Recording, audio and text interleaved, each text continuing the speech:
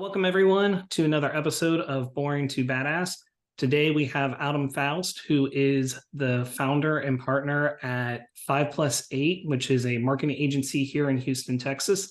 They do a lot of really cool stuff, and I was connected with Adam through Gracie, who is also a guest on the show. And I'm excited to have Adam on because I think, your perspective, Adam, on branding and just kind of especially in the B2B space is really interesting. And I think there's a lot of cool things that people listening to this episode will get from it. So welcome to the show. Thanks. Great to be here. Cool. So do you mind telling us just a little bit about your journey, why you guys started 5+8, kind of what 5+8 stands for? Because I feel like the essence of what you guys stand for really is what drew me into what you guys are doing. Sure. So I myself and my partner Jeff Long worked at various agencies in Houston. We were both on the creative side, and I think that we just and they were good agencies and good jobs. And I just think that we had families here and we wanted to stay in Houston, but didn't feel like there was an agency for us. And I don't think that either of us are terribly entrepreneurial or anything like that. It's not something that I mean, it's something everyone says, like, I'd like to start my own company, but I don't, it wasn't something I actually really thought a lot about. And then honestly, when my wife got pregnant with our first child, I just kind of saw my life kind of flashing before my eyes, or my future flashing before my eyes, and got like really, I don't know, scared and motivated, or some combination of the two, and just felt like if I don't do this now before the baby comes, I am going to be, stuck, basically. It's not a nice word, no one wants to hear that, but that's what I was afraid I would have felt, like, oh, now I've got this responsibility, so I need to have a salary and all these things in place. And so yeah, that was really the motivation. And so we kind of started working against that clock, at least I did. And I remember telling my wife, I was like, hey, I think I'm gonna start my own agency. She's like, cool. But she really didn't take it very seriously. And I don't blame her. But I was dead serious. So yeah, so that's actually where the name comes from, 5+8. So 5 is always been my lucky number, and 8 is always my wife's lucky number, and 5+8 equals 13, which is 2013 was the year that our daughter was born, and we started 5+8. Awesome. That's great. Yeah. Cool. Yeah, I started out on my own as well for pretty much the same reason. We were having our second son, and it was one of those, I was looking around at what I had missed already with our oldest, and it was like, I can't keep getting stuck, like you said. So Yeah, actually, when I was at one of these agencies planning my exit, my boss had a baby right before me, and I remember being up there like 7 o'clock at night and watching him watch his baby on a baby monitor on his computer at work. And it was like, I don't want that, and and just feeling trapped and beholden to someone else. And I also another reason we started 5+8, I think, is because we wanted to change the way agency culture, operates. And we wanted to have reasonable hours, and we wanted to trust people to work remotely, and before COVID or anything like that. We just that's become one of the kind of main pillars of our agency, is the culture and the trust that we put in our team members. Awesome. How do you feel like building the agency with that in mind, how do you feel like that's translated into the kind of work that you guys do and the clients that you work with? Well,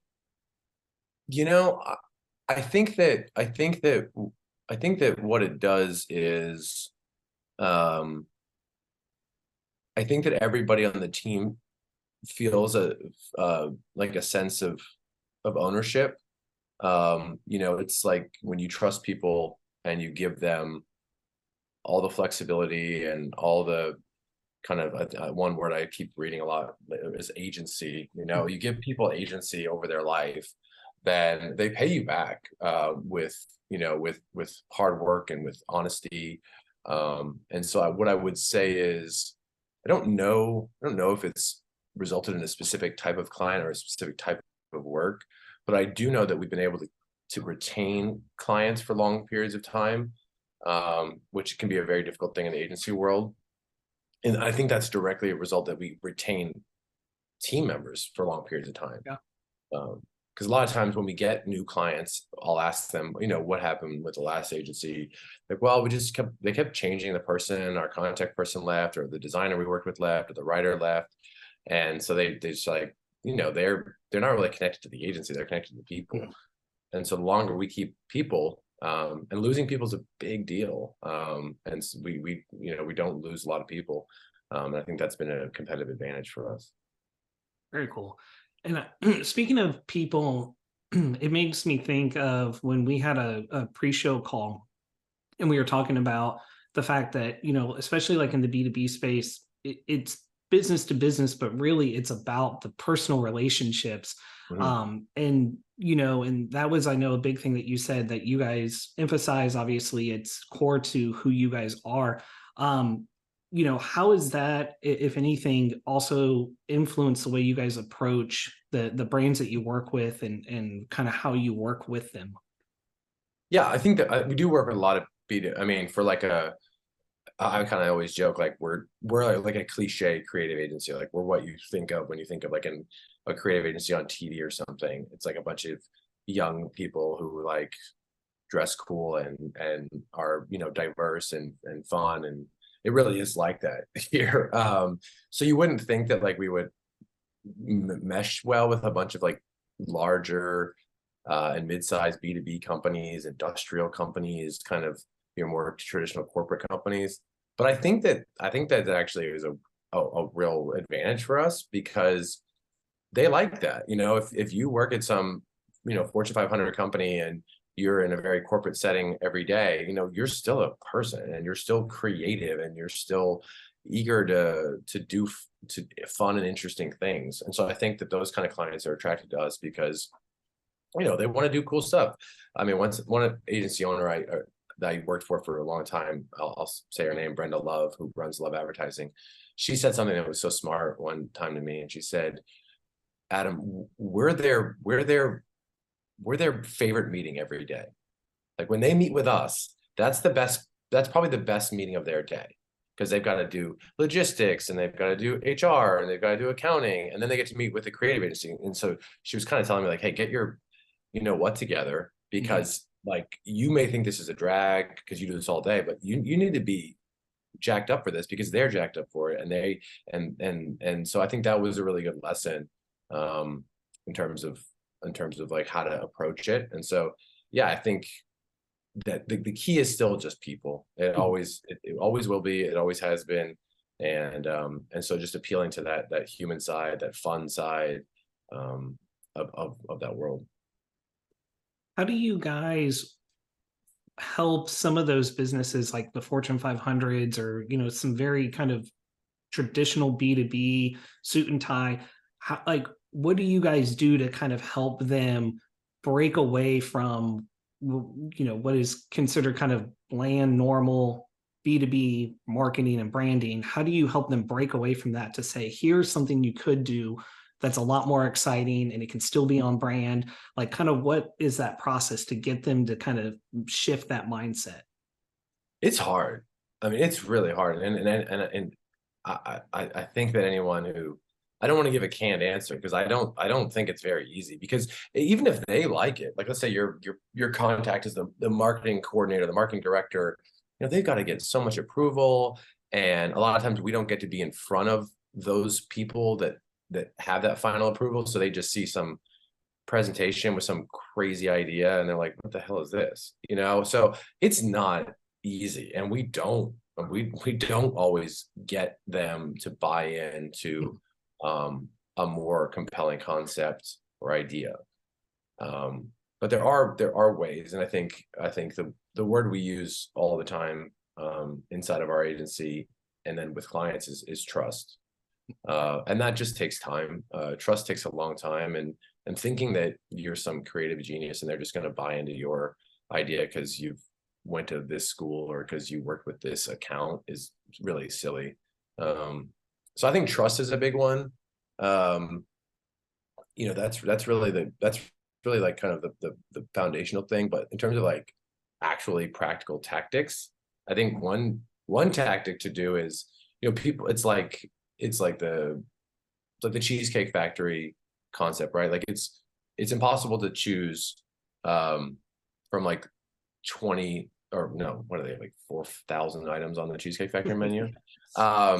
So if you give people too many options, you can overwhelm them and they feel lost and confused. And so one thing you can do is give them 3 options for a concept. And if you're naturally going to have a more conservative concept and a wilder out there concept. And just like on the menu, when people order wine, they won't order the most expensive, but they won't order the cheapest. And so I think that wherever your middle idea is often where they land. And so if you can make your middle concept still pretty wild and pretty interesting or compelling, they might land there. And so just from a tactical perspective, that is one way you can push clients to think a little bit, be a little more risky, I guess. Yeah. Do you guys also provide, say, like if your point of contact is a marketing person and they may be bought into the vision, but obviously the decision makers at the company are not, do you guys typically provide additional things for that marketer to then go pitch upward for that? Yeah, no, I think one thing I really underestimated as a younger creative was like the rationale and the writing and the strategy. Because if they can't see why you did it, then they just think you're just a goofy creative. But if they can tie it back to their KPIs or whatever acronym you want to say, like if they can tie it clearly back to what they're trying to accomplish, they're like, oh, this isn't just some goofball idea, this is actually really thoughtful and we'll actually meet our customers where they are. So I think that's why getting in front of them though and letting them hear you and talk through it with the actual decision makers is really critical. Mm-hmm. And how do you guys ensure, if you are able to secure that vision of kind of going, away from the boring part into something like a really cool campaign, how do you ensure that maybe off the wall idea, for lack of a better term, is still on brand with their brand? Like, how do you guys manage that? Yeah, no, I mean, that's essential. And I always tell clients, like, if you remember back in school, writing a paper, you always had a thesis statement, right? And I always liked that because the idea is that everything in the paper must point back to the thesis statement. And that always helped me as a writer, to be like, to just check myself all the time. Like, if I'm rambling on here, or does this actually go back to the thesis? And so I think telling them that and saying, look, this is always pointing back to, maybe we're using humor, or something, maybe like some sort of nostalgia or something, kind of some device, but it's either to capture attention or to point out some kind of flaw in maybe the competitors or something like that. So it's all done for a reason. And I think as long as they understand why you're doing it and that's pointing back to the key objectives that they set for you, then they're really receptive. And then they're excited, because then they can go to their boss, and depending on the company, their boss's boss's boss's boss, and they can say, no, these guys really listened to us, and they understood our issue, and they've addressed it with this idea. Cool. What would you say for marketers who are in an established business and say not an agency? So, the people that you guys sometimes work with as a point of contact, what are some things that they can do to continue to help get buy-in in the vision that they're seeing? And I know you've already mentioned a few things, right? So like tying things back in, kind of back into that thesis and all that. Is there anything else that those marketers that you've seen and worked with, like any tactics that they've used internally that also helps kind of get buy-in for whatever vision they may have? Yeah, that's tough. I think that's a really undervalued position, that the internal marketing person. And I know a lot of them because we work with a lot of them. That's a really tough position because too often marketing is seen as like a bonus, like a little extra. It's not like accounting or HR or operations or something. And so unfortunately, far too many companies see marketing as like some sort of luxury or some kind of like, I mean, I've had really bad conversations with people who are like, funny conversations with people who are like, so what do you do? And I tell them what I do. And they're like, oh yeah, I remember one time we got these like really cool keychains with our logo on them. And I'm like, what the hell do you think I do? And that's happened like multiple times. So that's just kind of sucks, and it's really hard for them. And so I think that first of all, I would just say I have a lot of empathy for them in their position, because if that's the case, then they're kind of fighting an uphill battle overall. But I think what they can do probably best is get involved in multiple parts of the company, because marketing is not just to get like leads. In fact, that's not even marketing really. I mean, I guess it is, but like we don't do lead generation. We've tried, we stink at it, and it's not fun, and the leads usually stink, because if the marketing isn't right and the story isn't right, then you're going to get the wrong lead. So I think the best thing they could do is work amongst multiple departments, because HR can really use marketing, especially nowadays. I mean, it seems like everyone's hiring, and nobody can get good people or retain people. And so marketing could be used, for that. And it is actually, we're getting several clients that are reaching out to us like, yeah, how do we attract talent? How do we keep talent? That's certainly something that marketing can do. And so I think the best thing they can do is show that they understand the big picture of the company and the organization, and then they know how marketing or brand development or whatever it is can solve those problems. Because if they maybe the CEO is like, yeah, I don't want to hear about marketing, we need to hire people. Well, the marketing person can say, yeah, that's what marketing can do. I think they could really change the perception of their role and what the value they have. Very cool. How has your guys' brand evolved over time? So if you started in 2013, it's been 10 years. I imagine it's kind of evolved over time. I'd love to hear a little bit more about where you guys started from and where you guys are today, because your branding now, when I go to the website, I love your brand. I love the colors, the attitude the brand has. And I'm just curious, like, did it start that way, or is it kind of evolved over time? That's a great question. This is so much fun. No, you never get to talk about, and everyone's favorite subject is themselves, I guess. But like more than myself, my favorite subject is, probably my kids, but then 5+8. But like, it's so funny to think back, it's 10 years ago. Honestly, in some ways, it's stayed very similar. When we built the original brand, I mean, it was red and white, and it was 5+8, and we haven't changed our name, and we haven't changed our logo, and we probably never will. And it's probably the last logo I designed that was any good. I've kind of gone on it. I do hardly any design now, unless like my wife asked me to like design something for her job or something. Besides that, I don't do much design.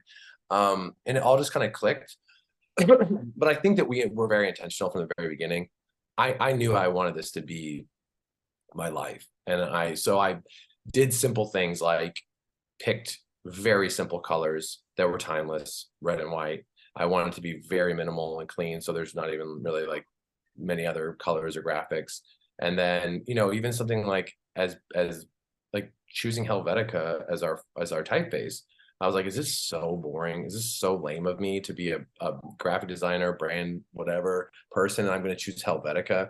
But then I was like, I just don't know what I love Helvetica. I always have. And so I was like, I don't know how I'm going to feel about anything in 10 years, but I'm pretty sure I'll like Helvetica still.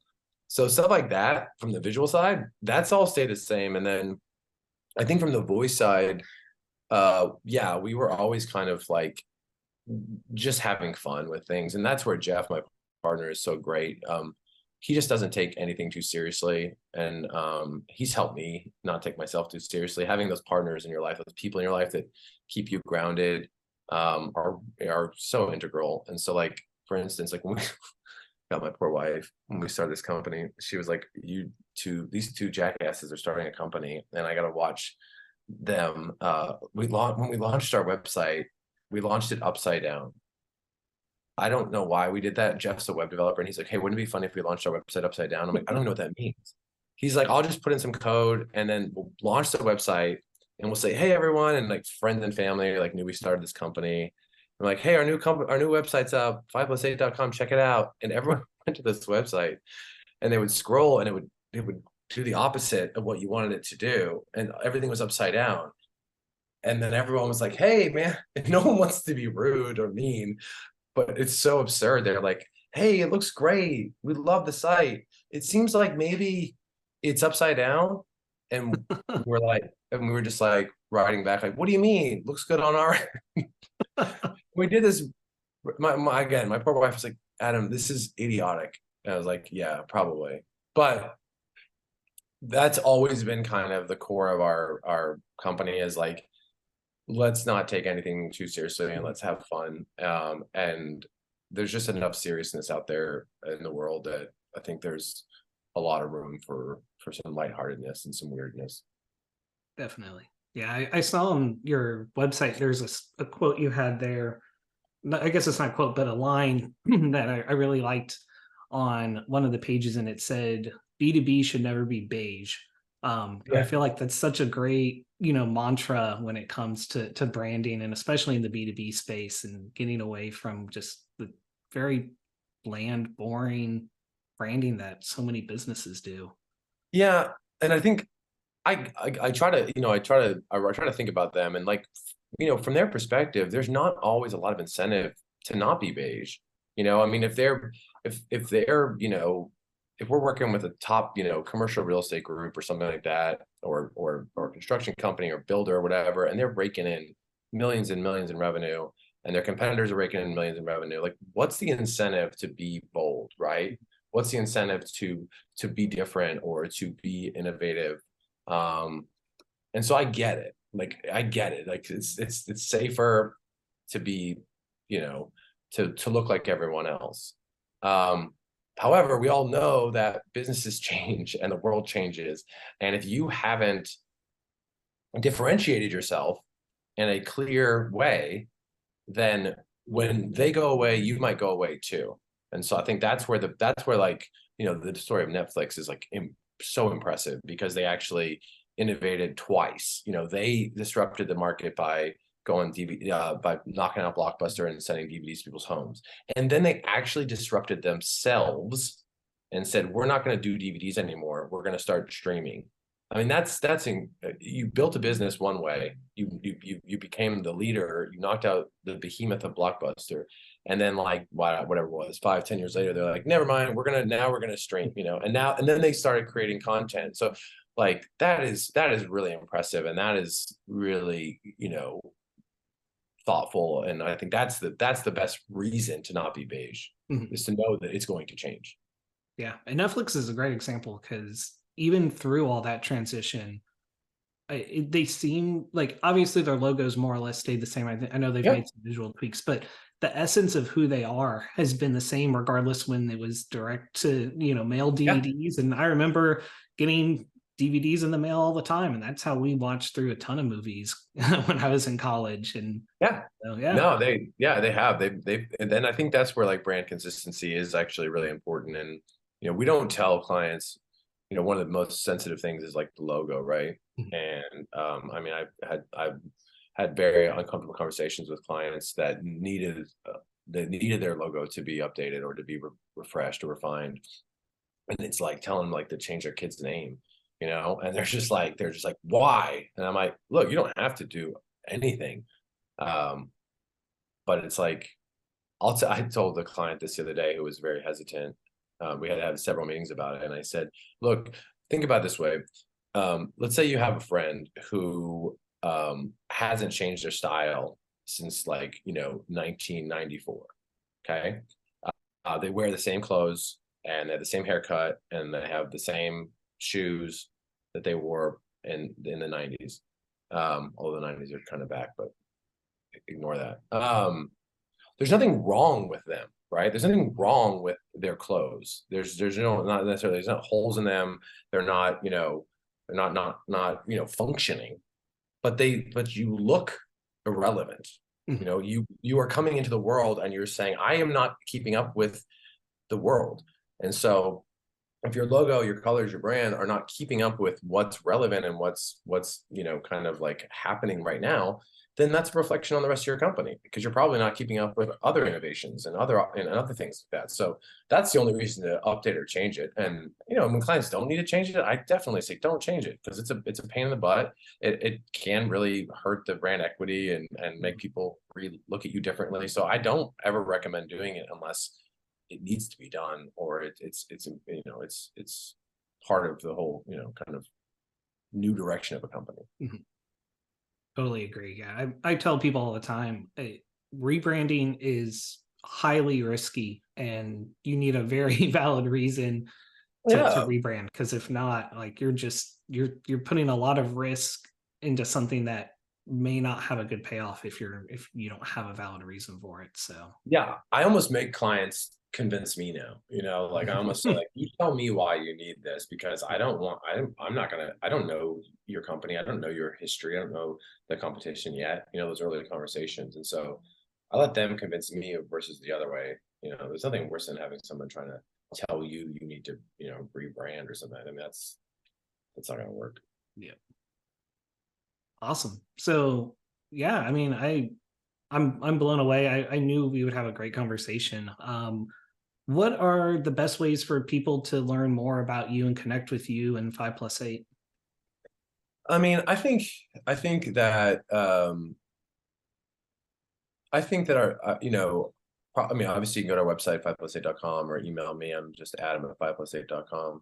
But I think social media is a good way, or get on our email list, because you're going to be able to kind of get a sense for who we are and whether or not, you like what we have to do. So yeah, I think that's probably the best way. Okay, cool. And you're pretty active on LinkedIn, correct? I'm way too active. My wife is we need to chill out. But yeah, I found it to be a good medium. Again, honestly, it's like kind of like the B2B stuff. Like there's not a lot of people there's not enough people sharing like kind of genuine content, or at least like content that I think is worthwhile. There's a lot of, hey, I got promoted. Hey, I got an award. And so it's a great place to kind of cut through and show up, I think, right now. Awesome. Well, thanks again, Adam. I appreciate you being on the show. Yeah, thanks, Justin. It was a lot of fun.